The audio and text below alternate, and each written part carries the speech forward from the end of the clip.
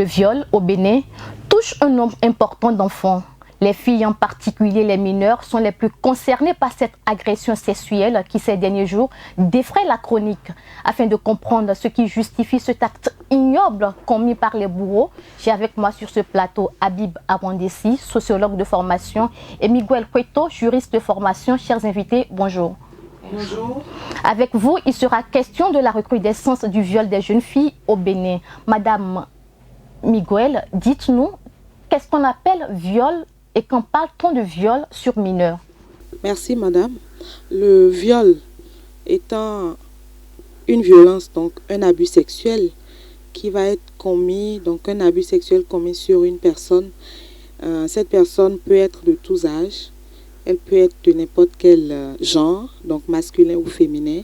Parlant spécifiquement du viol sur mineur, je fais un clin d'œil rapide à deux instruments majeurs dans notre pays, la loi portant code pénal en son article 332 et la loi portant prévention et répression des violences faites aux femmes et aux filles. Le viol, c'est cette atteinte-là sexuelle à un individu. Et pour appréhender le viol, il faut se dire que, je vais être précise en donnant des exemples. Vous voyez, aller à un acte sexuel avec une personne sans donc son consentement requiert l'usage ou la convocation d'un certain nombre de comportements. Je veux nommer la pression, je veux nommer la violence, quelle qu'elle soit, je veux nommer différentes stratégies donc, qui va vous permettre d'aller à un acte sexuel avec un individu, qui plus est avec un enfant, et donc contre sa volonté.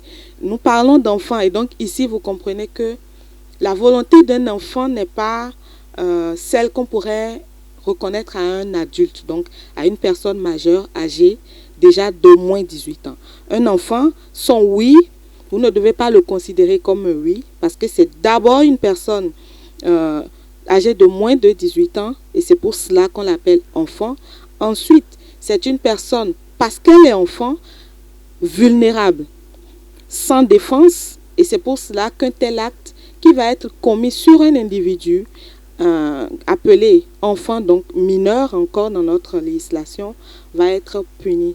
Puni même, la peine va jusqu'à la réclusion criminelle pour les personnes qui auraient été reconnues coupables d'un tel acte sur un individu. Et je voudrais préciser pour finir que contrairement à ce que beaucoup de personnes pensent, le viol, ce n'est pas seulement l'introduction dans l'appareil génital de l'autre, du vôtre. Prenons un homme qui introduit son appareil génital dans l'appareil génital d'une fille. Le viol, ce n'est pas seulement ça. Quand vous faites une pénétration anale sans le consentement d'un individu, c'est aussi un viol. Et donc, ce n'est pas seulement ça non plus. Et je voudrais dire qu'à chaque cas, le juge va apprécier les éléments en présence, et c'est en fonction de tout ceci que la sanction va être prononcée. Monsieur Awandessi, dites-nous, qu'est-ce qui justifie aujourd'hui la recrudescence des viols des mineurs? D'abord, est-ce qu'il y a une recrudescence? Le fait a toujours existé, et chaque fois le fait prend d'ampleur. C'est parce qu'aujourd'hui il y a une certaine communication autour du fait, grâce à l'avènement des réseaux sociaux. Du coup, vous entendez chaque fois viol sur tel enfant. Sinon, ça a toujours existé, sauf qu'il n'y a pas une communication assez autour. Alors, vous allez remarquer que ceux qui commettent aujourd'hui ces gens d'actes, je ne suis pas là pour juger l'acte, je suis sociologue de formation, donc mon rôle n'est pas de juger l'acte. Mais ceux qui commettent ces gens d'actes, aujourd'hui ont compris que les personnes âgées parlent plus que les enfants. Dans nos familles, très souvent, on ne donne pas la parole aux enfants. Très souvent, les enfants n'ont pas la capacité d'extérioriser ce qu'ils vivent. Un. De deux, les enfants n'ont pas la capacité de dénoncer un aîné. C'est-à-dire, l'enfant ne peut pas aller voir aisément son papa ou bien sa maman pour dire « tel oncle a essayé de coucher avec moi ». Et même coucher avec moi, pour l'enfant, est un peu sensible. Donc, ceux qui sont en face, c'est-à-dire ceux qui commettent l'acte, estiment que les enfants aujourd'hui sont des proies faciles. ils n'ont pas la capacité, ils ne comprennent même pas. On leur dit, faut te coucher, et il peut se coucher, comme c'est un homme qui l'a dit, ou bien c'est un aîné. Madame Reto a dit tout à l'heure que en réalité, l'enfant n'a pas de volonté en griffe. Est-ce que vous pensez qu'il y a des enfants il y a parfois des enfants qui disent non, mais je ne vous connais pas, pourquoi vous me brutalisez? Généralement, les enfants n'ont pas. Je prends, quand j'ai vu un cas sur les réseaux sociaux, on a dit attouchement sur une petite fille de 3 ans, 4 ans, 5 ans. Si quelqu'un ne vient pas surprendre l'auteur, eh bien, l'enfant ne pourra même pas parler. L'enfant ne pourra pas parler parce que c'est un peu sensible. Et l'enfant n'a pas de volonté également parce que elle ne comprend pas grand-chose. Donc, ceux qui sont en face, ceux qui commettent ces gens d'actes, trouvent les enfants aujourd'hui comme des proies faciles. Parce que si on le fait sur quelqu'un qui a un âge donné, elle peut parler. La belle preuve, beaucoup de femmes victimes des agressions sexuelles aujourd'hui arrivent, même s'il y a encore un travail à faire, même s'il y a encore des pesanteurs sociologiques, mais beaucoup arrivent aujourd'hui à dénoncer leur agresseur en griffe, à dénoncer celui qui commet une violence sexuelle sur elles. Elles arrivent à l'extérioriser et puis la loi les prend en charge. D'accord. Voilà. Madame Preto, dites-nous, qu'est-ce que la loi a prévu au Bénin? Quelles sont les peines encourues par ces personnes qui sont auteurs de ces viols? Je le disais tout à l'heure, vous avez des peines d'emprisonnement. Allant de quel mois à combien d'années? Et quelles sont les amendes qu'ils perdent en fonction? Est-ce qu'il y a une différenciation en fonction des âges des enfants violés? La peine varie? Déjà, le viol tout court, c'est une infraction sévèrement punie dans notre législation. Je convoquais tout à l'heure l'article 332 du Code pénal.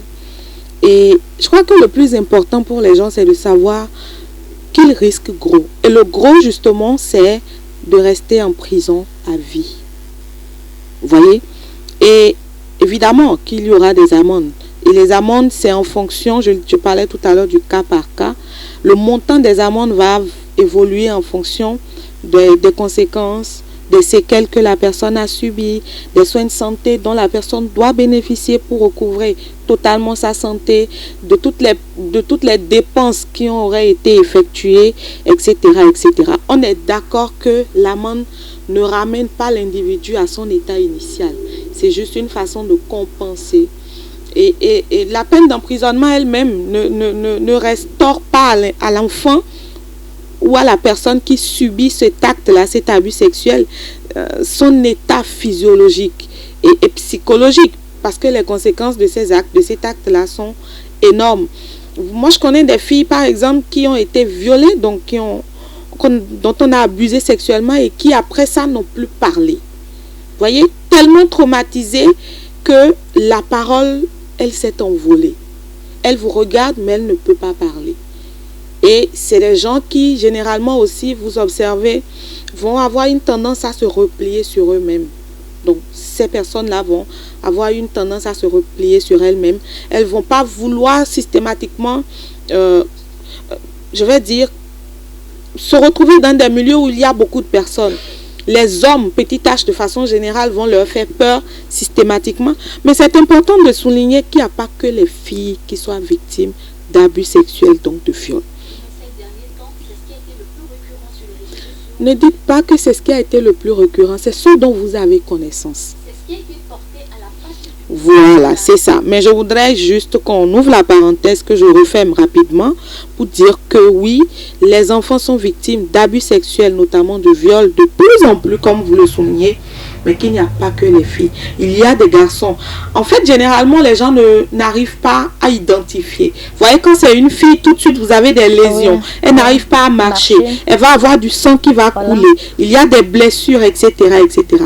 Le garçon, la manifestation des conséquences n'est pas aussi n'est pas toujours la même. Du coup, c'est pas systématiquement remarquable. Mais il y a bel et bien des garçons qui sont victimes de cet acte-là. Et je voudrais finir en disant que, vous voyez, on a intérêt aujourd'hui à davantage travailler à donner l'information aux enfants pour renforcer leur réflexe à l'autoprotection.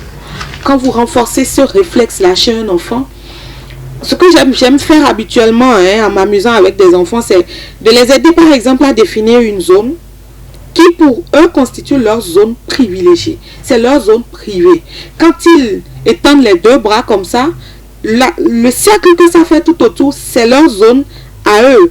Un individu à qui ils ne sont pas familiers ou qui ne connaissent pas, qui traverse ça, ça doit déjà commencer par leur faire réfléchir. Il y a d'autres astuces qu'on donne aux enfants pour leur permettre justement d'avoir des tics et de commencer par se poser des questions. Après, évidemment, il faut les encourager, leur apprendre les stratégies de signalement, encore appelées dénonciation, les acteurs de terrain. Je veux parler de milieux communautaires ou les milieux vraiment où les gens se retrouvent pour pouvoir faire ces signalements-là. Je veux parler des centres de promotion sociale. Je veux parler des écoles. Même dans les écoles aujourd'hui, vous avez une tendance de plus en plus à un renforcement de capacité des acteurs qui puissent être à même tout de suite, lorsqu'il y a une situation comme celle-là, de porter assistance à un enfant qui vient d'être victime. Vous, que pourriez-vous dire en tant que sociologue aux jeunes filles qui sont déjà victimes ou non du viol? Là, vous me demandez d'aller au-delà de mes limites de sociologue pour donner des conseils. Parce que le sociologue, par excellence, ce n'est pas celui qui donne des conseils, il décrit le fait et il fait le diagnostic et puis vous tirez vous-même les conclusions. D'ailleurs, les analyses sont tellement détaillées que vous voyez déjà les conclusions. Mais si on me demandait de donner des conseils, c'est d'abord que les filles qu'on ait dans notre dispositif éducatif des outils qui permettent aux filles de parler. Quand vous rentrez en profondeur dans notre culture là, qu'est-ce qui se passe? Une fille qui se voit violée se voit dans une posture de quelqu'un qui n'a plus de dignité. Elle est marginalisée et elle estime qu'en parlant désormais elle porte des marques, des étiquettes. Et c'est sociologique. Est-ce que les enfants déjà à ce niveau savent, est-ce que ce ne sont pas les grandes personnes qui ont ce reflet, cette intelligence-là? J'ai parlé tout à l'heure, j'ai dit tout à l'heure que les filles, les enfants, pourquoi aujourd'hui on s'attaque plus aux enfants? C'est parce que les enfants n'ont pas la capacité de parler. Et ça, c'est le rôle des ONG, c'est le rôle de ceux-là qui des parents aussi. Des gens qui sont dans les associations, les centres, voilà, les centres voilà. C'est leur rôle ça. Et montrer aux enfants qu'elles ont la capacité, les filles, qu'elles ont la capacité de parler. Quand quelqu'un vous fait ceci, vous devez rentrer à la maison, dire aux parents, ne pas avoir peur de dire tel oncle a essayé de toucher mon habit de telle manière, ne pas avoir peur de le dire. Parce que à la maison, les enfants, on apprend aux enfants de ne pas dire ces genres de choses. On ne leur donne même pas la possibilité de le dire. Donc voilà, il va falloir qu'on y introduise. Pas changer, on ne peut pas changer, on ne change pas une culture, on ne change pas un dispositif éducatif, c'est impossible. Il reste toujours les terreaux. Donc, c'est d'introduire en réalité de nouveaux outils. Et ça, c'est les juristes, ceux qui sont dans les ONG qui vont nous aider vraiment à avoir ces outils. Maintenant, les dames, c'est-à-dire celles qui ont un âge donné, l'âge de raison. Vous savez, elles aussi, elles n'ont pas trop la capacité de dénoncer, puisque nous sommes dans un contexte où, quand tu dis « j'ai été violé », il y a d'abord des gens qui mal. Non, les gens qui disent que mais qu'est-ce qu'elle est en train de raconter là. Surtout quand tu réponds à une invitation, par exemple. On estime que si la femme répond à une invitation, l'homme a le plein droit sur son corps. C'est ça en réalité, c'est ça notre dispositif éducatif. C'est-à-dire, l'homme est supérieur à la femme et détient son corps. Et même les enfants. Sur tous les plans. Sur tous les plans. C'est d'ailleurs pourquoi, quand tu dis mon mari m'a violé, si tu le dis à 10 personnes, 8 vont commencer par sourire. Qu'est-ce qu'elle est en train de raconter? Non, c'est pour vous montrer en réalité la suprématie de l'homme dans notre société sur la femme. Donc, les femmes aujourd'hui, quand elles n'ont pas cette capacité, parce que d'abord, on se moque d'elles, ou bien on les stigmatise, c'est-à-dire on dit violé, on est enfant, c'est-à-dire c'est la femme qu'on a violée qui a dit qu'on l'a violée. D'accord, de donc façon elle se retrouve dans une position, en tout cas d'une victime. Parce que la victime a... Voilà, merci, voilà, c'est ce que je maintenant, voudrais aux dire. parents. Aux parents, les parents doivent comprendre qu'aujourd'hui, Surtout en cette période de vacances. oui, en cette période de vacances et surtout avec les avènements, avec l'avènement des réseaux sociaux qui de plus en plus donnent des informations sur des faits qui doivent commencer par éduquer les enfants à dénoncer le bourreau, à dénoncer toute personne qui tente de les toucher même, pas seulement les agresser, mais le fait même de les toucher, le fait de les appeler pour dire viens dans la chambre. Les parents doivent commencer réellement par donner cette capacité aux enfants. Comme ils apprennent aux enfants 1 + 1 = 2, ils doivent pouvoir apprendre aux enfants quand quelqu'un te touche, il faut dénoncer, il faut venir me dire, il faut dire ça à tel grand frère ou bien, même si c'est un membre de la famille, il ne faut pas avoir peur, même si c'est ton papa. Là, s'il y a des cas où c'est le père qui viole son propre enfant. Un enfant est violé, quelle doit être la première réaction du parent qui apprend cela? Merci. Vous avez une fille ou un garçon qui est victime ou qui vient d'être victime d'un abus sexuel, notamment le viol. Premier réflexe à avoir, il faut aller vers un centre de santé. Parce qu'il faut un certificat médical qui atteste que l'intéressé a vraiment été victime d'un tel acte. Et ensuite, il faut se référer aux acteurs de terrain. Je veux parler, si vous êtes à Cotonou par exemple, vous connaissez la brigade des mineurs. Voilà, une fois là-bas, c'est systématique, le dossier est mis en l'état, c'est direct, la plainte est portée devant le juge. Il n'y a pas moyen de s'en sortir. Mais c'est important aussi pour les adultes ou les parents qui entourent les enfants de pouvoir les soutenir. J'ai en mémoire un cas récent qui ne fait pas encore 2 mois d'une fillette de 6 ans violée dans Akpakpa. Et figurez-vous que parce que l'auteur présumé au départ avait commencé par supplier. Et comme il a vu que la sœur à la petite avait 22 ans, et donc celle-ci a décidé que l'affaire aille loin. Les tuteurs à un moment donné s'en sont lavé les mains parce que l'autre commençait par menacer. Et donc on a dit à la petite de 22 ans, débrouillez-vous, on te parle, tu ne veux pas écouter. Donc si ça donne quelque chose, vous vous débrouillez. Et donc c'est une affaire qui nous est parvenue. Et heureusement, la brigade des mineurs aussi s'est saisie du dossier. Et actuellement, la procédure est en cours. Donc, c'est important de soutenir les enfants. Victime, déjà, c'est un fardeau lourd, psychologiquement, physiologiquement, sur tous les plans. Et en plus, subir la pression familiale pour ne pas que la personne présumée auteur, si elle est reconnue coupable, subisse les sanctions ou les rigueurs de la loi. Ça n'a pas de sens. Et enfin, et vraiment enfin, je voudrais demander aux uns et aux autres d'être plus attentifs. Quand vous avez des enfants dans votre environnement, soyez désormais plus attentifs et évitez de les exposer. C'est des réflexes qu'on a en tant qu'Africains. Hein. On va envoyer la petite de quoi 5 ans, va m'acheter à côté. Alors que dehors rôdent les prédateurs. C'est vrai. Et de plus en plus, on ne sait pas de quoi chacun est fait. Le voisin, il est là, il est souriant tous les jours. Mais vous ne savez pas de quoi il est fait. Vous avez une tante dans la maison, dans la même maison ou dans la même rue qui donne des bonbons à votre enfant tous les jours. Attention. Oui, restons sociables comme nous avons toujours été en tant qu'Africains béninois, mais soyons plus regardants, plus attentifs et évitons d'exposer nous-mêmes nos enfants. Merci pour votre participation à cette émission. Merci également à vous, chers téléspectateurs, de nous avoir suivis. Restez câblés près, Mouss TV Bénin. À très bientôt.